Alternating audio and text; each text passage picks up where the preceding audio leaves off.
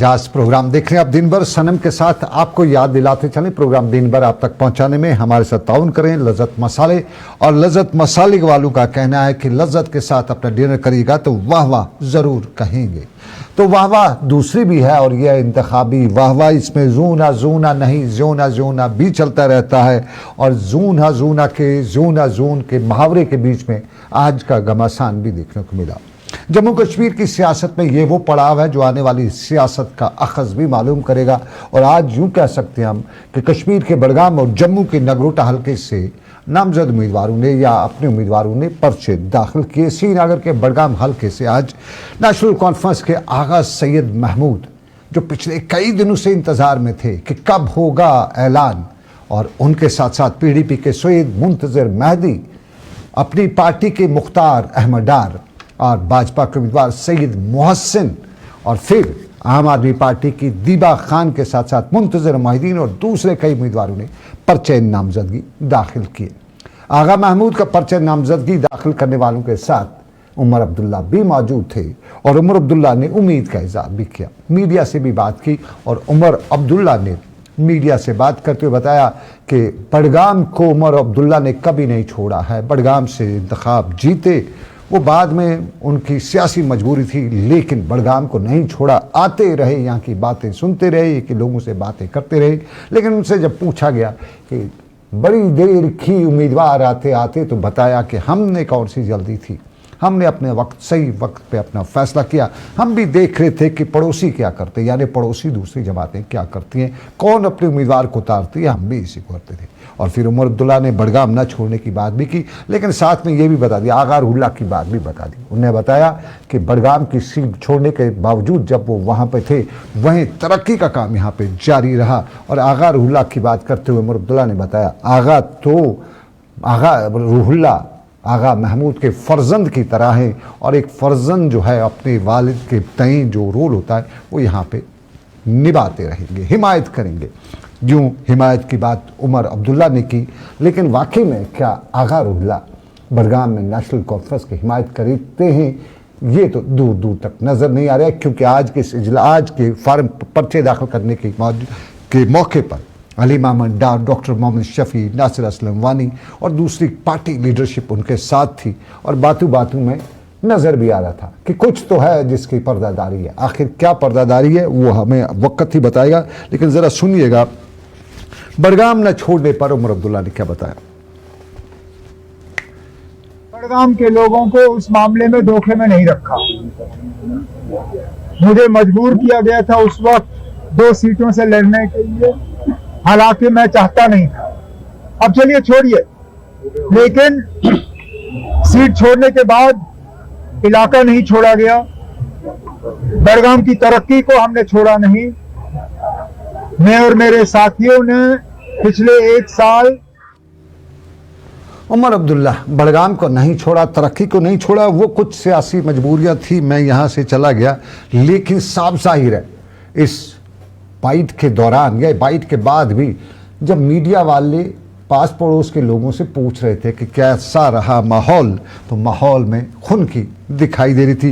वो उमर अब्दुल्ला का बडगाम को छोड़ के गांदरबल जाना, उस पर हिज़्ब इख्तिलाफ बात का बतंगड़ बनाने की कोशिश में लगी हुई थी, कहीं कामयाब भी हो रही थी। लेकिन आगा रुहुल्लाह के मामले पर उमर अब्दुल्ला क्या कामयाब हो सकते, सवाल था। क्योंकि आगा पर उमर अब्दुल्ला ने आज भी बताया। उमर अब्दुल्ला ने उनको जो बताया वो हम आपको बता देते हैं, और क्या बताया ये सुना देते हैं। छोड़िए, आगा महमूद साहब ने कहा कि आगा रुहुल्लाह उनके लिए भी बेटे की तरह है, और वो पूरी उम्मीद कर रहे हैं कि इसमें उनको आगा रुहुल्लाह की मदद जो है वो हासिल होगी। अब इससे ज्यादा मुझे कहने की क्या जरूरत है। इससे आगे क्या कहें, ये तो काफ़ी है, उमर अब्दुल्ला बता रहे थे। लेकिन इससे आगे दूसरी जमातें भी कह रही थी, और दूसरी जमातों में आगा सैयद मुंतज़िर, ये PDP के लीडर है और PDP के पिछली बार उम्मीदवार भी रहे, उमर अब्दुल्ला को कड़ी टक्कर भी दी। और आज इन्होंने बडगाम में बात भी की। एक अच्छी खासी तादाद में लोग निकल के आए थे। आज कहीं तो बडगाम में 2 बड़े जलसे थे, जिसमें नेशनल कॉन्फ्रेंस का जलसा था और आगा मुंतज़िर PDP के उम्मीदवार थे। वहीद पर्रा और उसके साथ साथ पार्टी की दूसरी लीडर उनके साथ थी।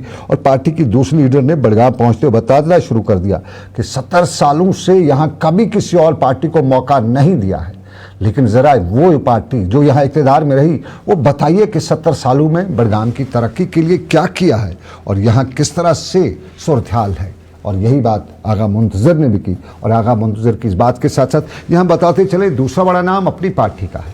और अपनी पार्टी ने आज जो पर्चा नामजदगी दाखिल कराया तो मुख्तार डार फ्रंट लाइन पर लड़ने की तैयारी कर रहे थे। और मुख्तार डार के साथ अशरफ मीर जो पार्टी के सीनियर लीडर हैं, अब्दुल मजीद पडर साहब का वजीर भी हैं और यावर मीर यूथ आइकन अपनी पार्टी के। और ये आज पर्चा जब दाखिल कराने आए तो लोगों की अच्छी खासी तादबीर थी। और इस दौरान पर्चे दाखिल कराने के दौरान मुख्तार डार ने भी बात की और बताया कि पिछले 70 साल और बडगाम की तारीख में सिर्फ नेशनल कॉन्फ्रेंस ही इक़्तिदार में रही है। और उस इक़्तिदार के दौरान PDP जब सरकार में आई तो MLC भी यहाँ दिए, लेकिन बताइएगा क्या तरक्की हुई है बडगाम की, क्या किया है बडगाम। आमतौर पे हमने रिवायती वोट डाला, लेकिन अब की बार मुख्तार के मुताबिक वोट देख के डालना है और देख के ऐसा डालना है कि काबिल उम्मीदवार जो आपका काम करे उसको वोट डालना है। सुनिएगा जरा मुख्तार डार क्या बता रहे।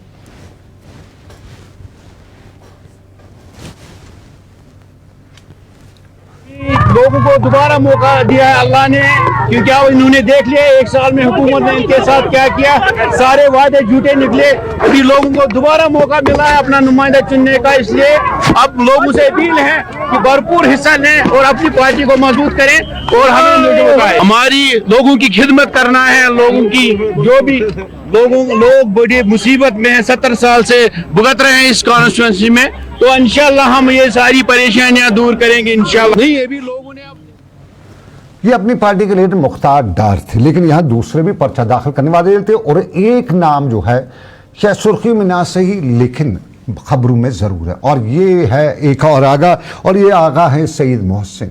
इनके बारे में पहले बताया गया कि ये आगा फैमिली से हैं, यानी बड़े आगा फैमिली से, लेकिन बाद में आगा फैमिली ने साफ किया कि हमारा दूर दूर तक इनके साथ कोई वास्ता नहीं है और ये बीजेपी के उम्मीदवार है। और बीजेपी के उम्मीदवार यहाँ पर आगा जो है आगा सईद मोहसिन, ये भी अपना पर्चा नामजदगी दाखिल कराने पहुंचे थे और इनके हमरा पार्टी के सीनियर लीडर सुनील शर्मा और कारकुनान भी थे। लेकिन बात पते की नज़ीर खान की है।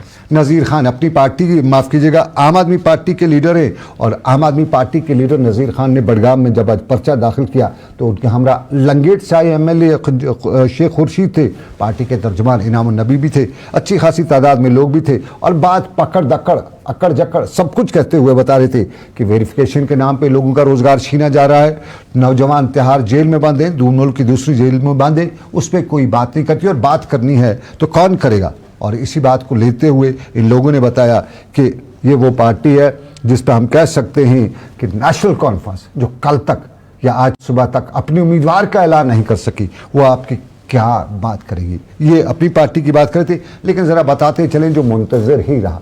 कहा जाता है कि मुंतज़र मोहिद्दीन जो पहले अपनी पार्टी में थे और अपनी पार्टी में मुंतज़र मोहिद्दीन को खबरें मिली थी, पहले ये खबरें आई थी कि आगा रोला मुंतज़र को पीठ पीछे रहते हुए आगे धक्का देने की कोशिश करेंगे, फिर ऐसा शायद नहीं हो सका और मुंतज़र शायद नेशनल कॉन्फ्रेंस के भी मुंतज़र है। कहा जाता है कि कुछ बातें हुई लेकिन फारूक अब्दुल्ला आखिरी लम्हे तक डटे रहे कि नहीं मिलेगा, मुंतज़र रहो या कुछ नहीं होगा। और बिलाखिर मुंतज़र मोहिद्दीन ने भी आज अपना पर्चा दाखिल किया। 2014 के इंतखाबात में मुंतज़र मोहिद्दीन PDP की टिकट पे थे और यहाँ उन्होंने कड़ी टक्कर दी थी और 2019-24 का इंतखाब इन्होंने लड़ा नहीं था, लेकिन अब की बार उन्होंने आज़ाद उम्मीदवार के तौर पे उम्मीदवार उतारा। लेकिन इस सब के बीच में एक नाम और भी है और ये है दीबा खान। दीबा खान झाड़ू लेके निकली और बता रही हैं कि झाड़ू लगा दूंगी सबको, और क्योंकि दिल्ली में झाड़ू लगाया है और महराज मलिक ने तो सरकार को चकरा दिया है और अब की बार तो मैं भी चकरा के रहूंगी। और बडगाम में दीबा खान ने आज अपना पर्चा नामजदगी दाखिल किया। जवासाल लीडर से पॉलिटिशियन और जवासाल पॉलिटिशियन दीबा खान ने पर्चा नामजदगी के मौके पर लोगों की एक अच्छी खासी तवज्जो भी हासिल की और बता दिया कि चलिए भाई देखिए आगे आगे कैसे झाड़ू फेर देती हूँ। और ये दीबा खान बताते बताते ये भी बता गई कि मर्द क्या जाने झाड़ू लगा रहा है, ये तो खवातीन का काम है और मैं भी खातून हूँ, ऐसा झाड़ू लगाऊंगी कि सब याद रखेंगे। तो क्या याद रखेंगे, दीबा खान की ज़बानी सुनिएगा। टफ तो है, यहाँ पे पहले ही कुछ लोगों ने कदम जमाए, लेकिन हम भी पूरा अपना बेस्ट देने वाले हैं, बहुत टफ कंपटीशन देने वाले हैं, क्योंकि लोगों की लाइकिंग है हमारी और आम आदमी पार्टी की ओर, तो हम अपना बेस्ट देंगे और उम्मीद करते हैं कि लोग भी हमारा साथ। हमारा तो पूरा डेवलपमेंट ओरिएंटेड रहता है, हम चाहते हैं कि हम लोगों को हर तरह की, यहाँ पे जितना काम करो उतना काम है, कुछ हुआ ही नहीं है। हम यहाँ पे सबसे पहले तो बिजली के मसले हैं, सड़कों के मसले हैं, कनेक्टिविटी नहीं है, साफ पानी पीने का नहीं है। और हम ये दीबा खान थी और बताते चलें ये झाड़ू की बात करती है, और झाड़ू आम आदमी पार्टी का निशान भी है। शायद कुछ लोगों को मालूम नहीं है, उनका पार्टी का इंतखाबी निशान भी है। और इस बार दौरान बिजली की बात भी कर डाली। बिजली पर नेशनल कॉन्फ्रेंस तो ट्रोल हो रही है, उमर अब्दुल्ला के मीटर पर बयान हो रहे हैं और उसको सोशल मीडिया पर बड़ा ट्रोल किया जा रहा है। आज नेशनल कॉन्फ्रेंस के ही हल्का इंतखाब ईदगाह के MLA मुबारक गुल का भी बयान सोशल मीडिया पर बड़ा ट्रोल हो रहा है। और सोशल मीडिया पर बिजली को लेके आगा रुला, ये माफ़ कीजिएगा, ये जो मुबारक गुल बता रहे हैं कि भाई एक ही बल्ब जलाई घर में, क्या मजबूरी है 2-2 3-3 बल्ब जलाते। तो इस चीज़ को लेके मीम्स भी बन रही हैं। मीम्स और सियासत ये दोनों हिस्स चोली दामन का साथ रखती हैं। अब देखते हैं और क्या क्या मीम्स बनते हैं। लेकिन पते की बात ये भी बताते चले कि नेशनल कॉन्फ्रेंस को जम्मू की नगरोटा सीट पे पता मिलेगा या नहीं, ये बड़ा सवाल रहेगा। क्योंकि नेशनल कॉन्फ्रेंस और कांग्रेस में पहले ये था कि कौन लड़ेगा। बिल आखिर कांग्रेस ने बताया कि भाई हम तो उस मैदान में उतरने के लिए तैयार ही नहीं है, क्योंकि कल हम हारे तो बात राहुल गांधी तक जा पहुंचेगी। इसलिए बेहतर यही है कि हम हारे ना ही, लड़े ना ही। जब लड़े नहीं, मैदान में रहे नहीं, तो हार जीत तो हमारे नाम होगी नहीं। तो नेशनल कॉन्फ्रेंस को बता दिया कि है आप में हिम्मत, आ जाओ करो बीजेपी का मुकाबला। बीजेपी की यहाँ पे खातून लीडर, नौजवान लीडर, जवान साल लीडर हैं और ये देवेंद्र सिंह राणा की बेटी दिव्या है। और दिव्या के बारे में कहा जाता है कि चिट्टा चिट्टा ना हुआ है बल्ला ज़रूर होता है। यानी पंजाबी की कहावत है कि सफ़ेद सफ़ेद नहीं हो, लेकिन कुछ ऐसा होता है। और बिल्कुल देवेंद्र सिंह राणा की छवि उसमें ज़रूर नज़र आती है। और ये कल भी उन्हें साफ कर दिया। और जिस तरह से नगरोटा की वोटर जो हैं वो देख रहे हैं, वो समझ रहे हैं, उसके बाद कुछ और इशारे भी मिल रहे हैं। और यूँ जम्मू में दिव्या जो है ये कर तो बड़ा उलटफेर कर सकती है। लेकिन सबके बीच में आज नेशनल कॉन्फ्रेंस ने शमीमा बेगम को अपने उम्मीदवार के तौर पे कागजात पर्ची दाखिल करवाई। और कागजात पर्ची दाखिल कराते हुए उनके साथ पार्टी के लीडरान के साथ साथ नायब वज़ीर आला सुरेंद्र चौधरी भी थे। और सुरेंद्र चौधरी ने यहाँ बता दिया सीट तो हमारी है, पक्की है, ये नेशनल कॉन्फ्रेंस की रिवायती सीट है। वो अलग सी बात है कि देवेंद्र सिंह राणा हमारे साथ ना रहे, लेकिन पते की बात यह है कि वोटर हमारा उधरी है, कैडर उधरी है। ये सुरेंद्र ने उसमें बात की। लेकिन मीडिया के एक शख्स ने उनसे पूछ डाला कि आगा के बारे में क्या राय है, तो सुरेंद्र चौधरी बोल उठे, कौन होते हैं ये आगा। और ये भी बड़ा ट्रोल हो रहा है, कौन होते हैं ये आगा। हमारे आगा तो बड़गाम के आगा महमूद हैं, हम किसी और आगा को नहीं जानते हैं। और उसी को जानते हैं जो फारूक अब्दुल्ला उमर की कदर करेगा। सुनिएगा ज़रा ये बयान जो नेशनल कॉन्फ्रेंस को कश्मीर में और ख़ासतौर पे बड़गाम में महंगा पड़ सकता है। क्यों पड़ सकता है ज़रा हम बता देंगे।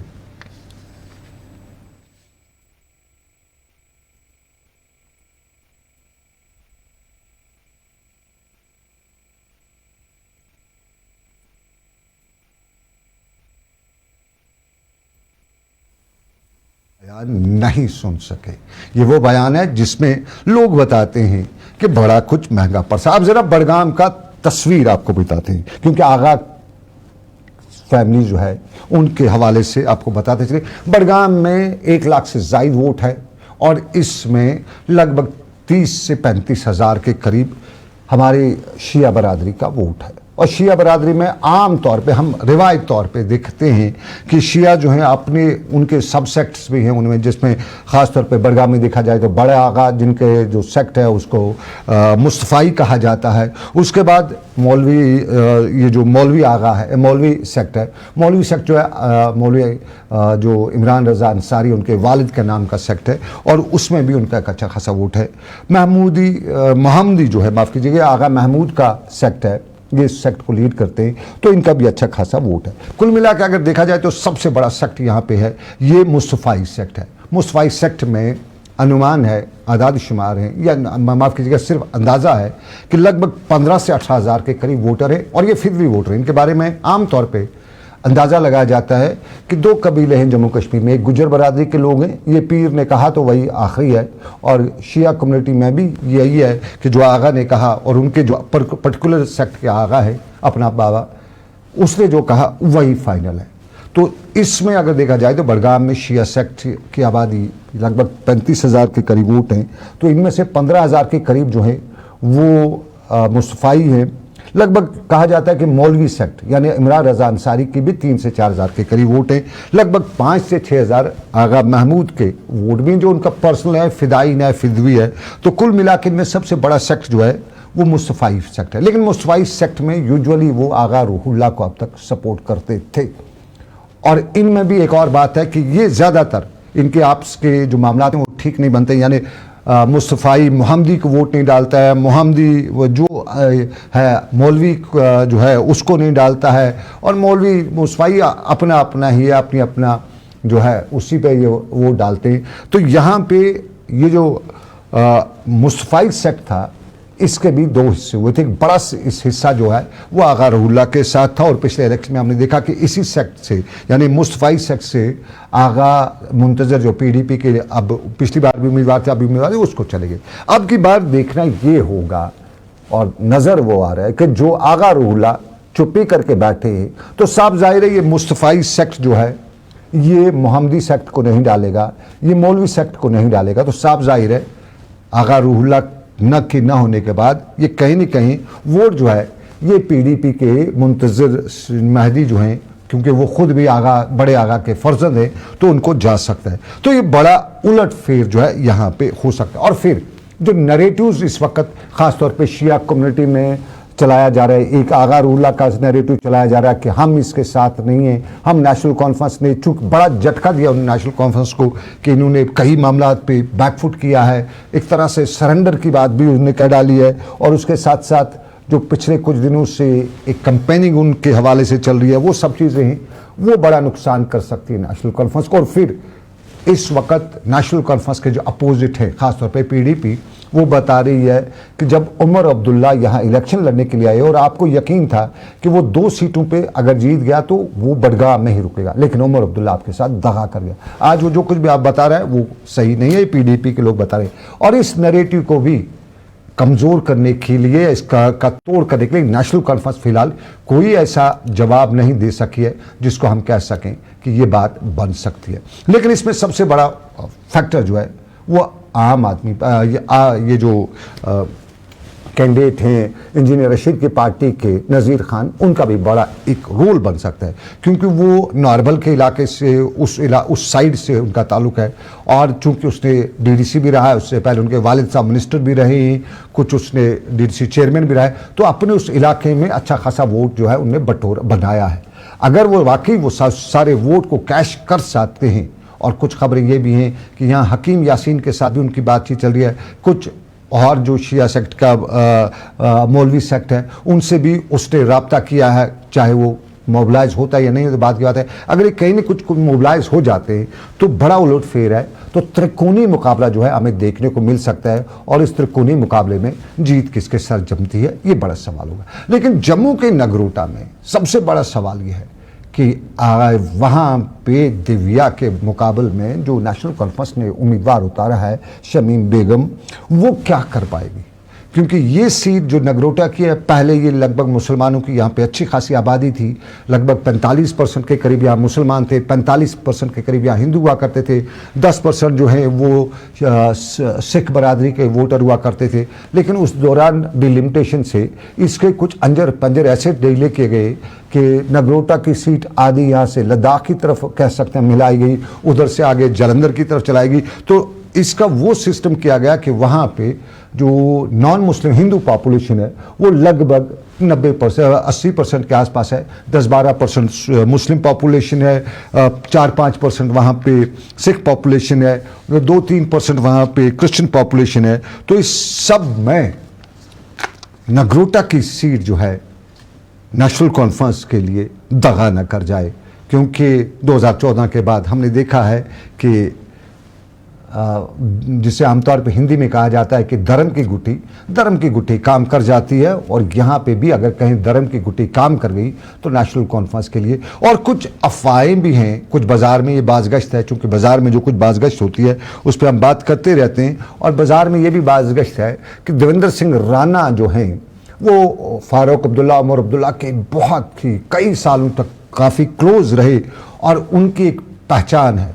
और देवेंद्र की बेटी को उमर अब्दुल्ला बहन अपनी कहते हैं, फारूक अब्दुल्ला उसको अपनी बेटी कहते हैं, और यूँ उसको वो हारता हुआ नहीं देखना चाहते, इसलिए एक कमज़ोर कैंडिडेट उतारा है। ये भी एक नैरेटिव है जो चल रहा है नेशनल कॉन्फ्रेंस के खिलाफ। और कांग्रेस के हवाले से ये भी कहा जा सकता है कि कांग्रेस ऐसी जमात है मुल्क की जो कहती है मैं नेशनल पार्टी हूँ, लेकिन उन्हें जम्मू की इस नगरोटा के लिए जहाँ पे माना जा सकता था कि कांग्रेस कुछ बड़ा वोट हासिल कर सकती है, उन्हें एक कैंडिडेट तक नहीं मिला है। तो ऐसी कांग्रेस का मुकाबला करना या सियासत पर बात करना, ये तो वही है कि आसमान को सूरज को दिया दिखाना। लेकिन बड़गाम के आगा रूहुल्ला ने आज एक बार और बात कह डाली है और आज उन्हें साबित करे और बता दिया है कि उनसे मुतल्लिक उनकी तस्वीर, उनका वीडियो किसी भी मीडिया के मवाद में इस्तेमाल नहीं किया जाए। बड़गाम में नेशनल कॉन्फ्रेंस को टोटल उनने बताते हुए बताया कि नहीं, मैं साथ नहीं हूँगा। उनका ट्वीट लंबा था, बड़ा था, ताहम उसने बताया कि उनकी तस्वीर जो है नेशनल कॉन्फ्रेंस का कैंडिडेट कहीं पे भी किसी जलसे में भी इस्तेमाल नहीं कर सकता है। तो बात पते की और बात पक्की कि नेशनल कॉन्फ्रेंस से आगा रूहुल्ला कोसों दूर हो चुके हैं और कुछ कह सकते हैं कि इतने दूर हो चुके हैं जहाँ से वापसी का रास्ता ही नहीं है। लेकिन नाज़रीन, चलिए कुछ वक्त बचा है, आपको बताते चले आंगनवाड़ी वर्कर्स, हेल्पर्स और आशाएं क्या करेगी, किससे बात करेगी। हर बार अपना मुतालबा लेके आती है और सरकार से बताती है कि हमारा जो जायज़ मामला है उस पर कहीं न कहीं गौर कीजिएगा। और जायज़ मामले में पहला है ऑनरेडियम का। आमतौर पर हम इससे तनख्वाह कहते हैं, लेकिन इनकी ऑनरेडियम के हवाले से क्या कुछ दिया जाता है, ये सबसे बड़ा सवाल है। और आज भी इन्होंने बताया कि क्या कुछ दिया जाता है। थोड़ा सा आपको बताते चलें, बड़गाम के वर्ष के भी चाडूरा का चिराड़ शरीफ, और चिराड़ शरीफ में हज़रत शेख नूरुद्दीन वली नूरानी रहमतुल्लाह अलैह का 644वां उर्स मुबारक शुरू हो चुका है और नहायत ही अकीदत एहतराम के साथ मनाया जा रहा है। और यहाँ दूर दराज के इलाकों से बड़ी तादाद में ज़ायरीन जो हैं दरगाह यहाँ पहुँच रहे हैं। कल रात शबखानी का एहतमाम भी किया गया था और ज़ायरीन ने है दुरूद अज़कार की महफिलें भी सजाई थी। लेकिन आज कुछ नाज़रीन को बताते चलूँ, दिवाली भी है। ये दिवाली, छोटी दिवाली आज है, कल बड़ी दिवाली है और मेरे सभी जो नाज़रीन हैं उन दिवाली की बहुत बहुत मुबारकबाद। और ये कुछ देर पहले शाम को श्रीनगर के घंटाघर की बाहर की तस्वीरें दिखा दीजिएगा, घंटाघर की तस्वीरें दिखा दीजिएगा, बता दीजिएगा दिवाली का त्यौहार खुशियों से, जोश खरोश से मनाया जा रहा है। और ये है श्रीनगर का लाल चौक, जहाँ पे घंटाघर के सामने इस वक्त दिवाली की तस्वीर, कुछ देर पहले तस्वीर दिवाली मनाई जा रही है। और लोग आज घरों में दिए जलाकर, रोशनियों का एहतमाम कर कर इस त्यौहार को मना रहे हैं। और आज जम्मू कश्मीर में जब ये त्यौहार मनाया जाता है तो यहाँ पे एक दूसरे को मुबारकबाद दी जाती है। ये तस्वीर एक दूसरे भाईचारे की, हिंदू मुसलमान मिलकर भाईचारा भी मनाते हैं। ये लाल चौक की तस्वीर है और आज का ये पवित्र दिन जो है, मेरे जो हिंदू भाई हैं उनको बहुत बहुत मुबारकबाद हो। हम आशा करते हैं, दुआ करते हैं, हमारी कामना है कि ये हम सब के लिए खुशियाँ लेकर आए, दिए जलते रहें और दुख दर्द दूर होते रहे। ये श्रीनगर की तस्वीर। लेकिन ज़रा मैं आपको एक और ख़बर से बाखबर करता चलूँ। अक्सर हम करप्शन पे बात करते हैं और करप्शन के हवाले से मुल्क से या दिल्ली से बड़ी खबर आ रही है और ये API खबर रसा इदारे ने की। और API खबर रसा इदारे का कहना है कि मुल्क में 2022 में जल जीवन मिशन शुरू हुआ था और पहले स्कीम का पहला मरहला जो था उसमें 16,840 करोड़ रुपए रिलीज़ किए गए थे। लेकिन 4 बरस बाद 2022 के बाद 2025 में अब जब मरकज़ी सरकार ने स्कीम को ज़मीनी सतह पे इम्प्लीमेंट का जायज़ा लेने के लिए टीमें रवाना की तो मालूम हुआ कि जिस मकसद के लिए जल जीवन मिशन की स्कीम शुरू की गई थी वो तो हुई नहीं है, क्योंकि करोड़ों रुपए की बेज़ाब्तियाँ हुई हैं और मुल्क भर में जल जीवन मिशन में ये बेज़ाब्तियाँ हुई हैं। और इसी चीज़ को लेकर नई दिल्ली ने बड़ा फैसला लिया है और तमाम, चाहे वो जो यूटीज़ हो या स्टेट्स हों, उनको बाज़ाब्ता तौर पे बताया कि आज रात 10 बजे तक सभी उन लोगों के, उन अफसरान की लिस्ट है दिल्ली को भेजी जाए जो कहीं न कहीं जल जीवन मिशन के इस मामलात में, खुर्द बुर्द में मुलवस करार किए गए। और इसके साथ साथ 100 से ज़ायद जो नोडल अफसरान हैं उनको भी तैनात किया गया है और ये अब इलाकों में जाकर देखेंगे कि जल जीवन मिशन कहाँ पहुँचा है, कितना जल जीवन मिशन में ग्राउंड पे लगा है, कितने को छूना लगा। अब जो बताया जाता है कि जो लोगों की लिस्ट, जो एम्प्लॉयज़ की लिस्ट या करप्ट लोगों की लिस्ट जो है जो दिल्ली भेजी जा रही है, बताया जाता है कि दिल्ली से एक हफ्ते तक फरमान आते हुए उन सभी लोगों को चलता किया जाएगा जिनका नाम जल जीवन सेकेंडल्स में आया है। अब देखते हैं मोदी सरकार क्या करती है, क्या वाकई में इस चीज़ को सीरियस लेते हुए कुछ सीरियस कदम उठाती है। लेकिन हमारी सरकार सीरियस कब होगी? याद होगा आज भी आग के 2-3 वाक़ात पेश आए हैं और अक्सर सरकारी इमारत में जाते हुए डर भी लगता कि कोई अस्पताल अगर आग लगी तो कहाँ से जाएगी। और ये भी आपको बताते चले, सरकार ने बताया था कि जितनी भी सरकारी इमारत हैं उनमें फायर प्रूफ गैजेट्स ज़रूर लगाए जाएंगे। लेकिन जम्मू कश्मीर और ख़ास तौर पे कश्मीर की किस इमारत में फायर सेफ्टी आलात नस्ब है, ये हमें भी कहीं नज़र नहीं आते हैं। और पते की बात यही है कि जो प्राइवेट लोग भी कंस्ट्रक्शंस करते हैं, जिनके लिए श्रीनगर म्यूनिसिपल कॉरपोरेशन या म्यूनिसिपल या पंचायतें जो हैं वो परमिशन देती हैं, क्या वो अपने घरों में फायर सेफ्टी गैजेट्स इस्तेमाल करते हैं? शायद नहीं। और शायद नहीं क्या, कुछ लोग कहते हैं कि बिल्कुल नहीं। इसके बावजूद भी परमिशंस मिलते हैं। फायर सेफ्टी गैजेट्स न होने की वजह से आग जो है वो अक्सर लगती रहती है। और जब लोग गाइडलाइंस पर, जो फायर सेफ्टी गाइडलाइन पर अमल नहीं करते हैं, तो फिर हादसात हो जाते हैं, नुकसान हो जाते हैं और अक्सर हमारे यहाँ ये मामलात होते हैं। सरकार ने, आपको याद होगा जब श्रीनगर में डाउनटाउन की जो ज़ियारत है वहाँ पे आग लगी थी और यहाँ पीर पीरान शेख सईद अब्दुल कादिर की दरगाह में जब आग लगी थी, सरकार ने बाज़ाब्ता तौर पे तब हुक्मनामा जारी किया था कि बिल्कुल 6 माह के अंदर तमाम सरकारी इमारतों में फायर प्रूफ आलात नस्ब किए जाएंगे। मैं तब एक और चैनल पे काम करता था और उस चैनल पे Jammu Kashmir fire and emergency service के अहदेदारों ने भी बताया था कि फायर ऑडिट किया जा रहा है। यहाँ की सरकार ने भी तब बताया था कि बस इंतज़ार कीजिए 6 महीने में। लेकिन तब से लेके अब तक सरकार की नींद ज़रा भी नहीं टूटी है और ना किसी बड़े अस्पताल में या ना किसी ऐसी जगह पे जहाँ लोगों का रश रहता हो वहाँ फायर सेफ्टी गैजेट्स जो है साफ दिखाई देती है। कुछ में है, ऐसा नहीं है कि सब नहीं, लेकिन वो तब के हैं जो तब की बात है, अब का कुछ नहीं है। तो अब के कुछ नहीं है, सरकार की जिम्मेदारी है कि जो बताया जाते है उस पर अमल करा जाए। कनी काटने में तो सब कर जाते हैं, पॉलिटिशियंस का काम ही कनी काटना है, लेकिन सरकार जब इक़्तिदार में हो तो कनी नहीं काटनी चाहिए। जो वादा किया है, जो बताया उस पर अमल होना चाहिए। तो नाज़रीन, वक्त हो चला है प्रोग्राम दिन भर में आपसे इजाज़त लेने का। रात 9 बजे का हमारा ख़ास प्रोग्राम दिन भर लज़्ज़त मसाले के ताउन से आप तक पहुँचाया जा रहा है और लज़्ज़त मसालों के हवाले से बताया जाता है कि वाह क्या मज़ा है। तो आज का दिन भर बस इतना ही, दीजिए इजाज़त इस उम्मीद के साथ कि रब कायनात की मर्ज़ी फिर करेंगे मुलाकात। ख्याल रखिएगा अपना। अल्लाह हाफिज़।